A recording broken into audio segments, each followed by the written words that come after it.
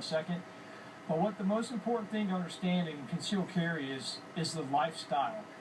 If you decide to go out and purchase a gun and get a concealed weapons permit based on your state laws, if you're allowed to do so or not, are you a liability or are you an asset to society? Okay, so now you got to think about that. Do you train with that gun? Do you come out to a course like this and train concealed with that gun? Well, you guys are going to be doing that. And you guys are going to be more proficient than most people out there that haven't taken a class. So you need to think about how you affect society or if you're a liability to the general public or not. When I carry a gun, I carry a huge burden. And if that burden is what the courts call a higher standard of care. Okay?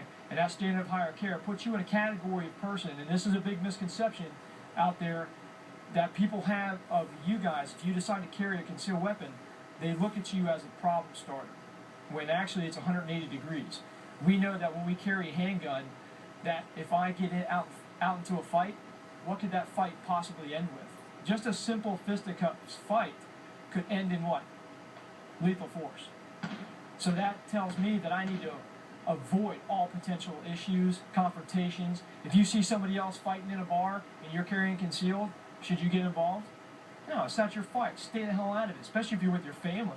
Now, if something happens in that bar and it escalates to somebody else pulling a gun and you just happen to be the person that can problem solve that situation and you have no family immediately to worry about or something else, and you make that one last conscious decision to pull your gun and end that fight, then that's a different story.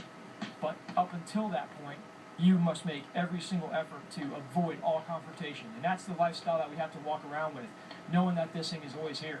Let's say you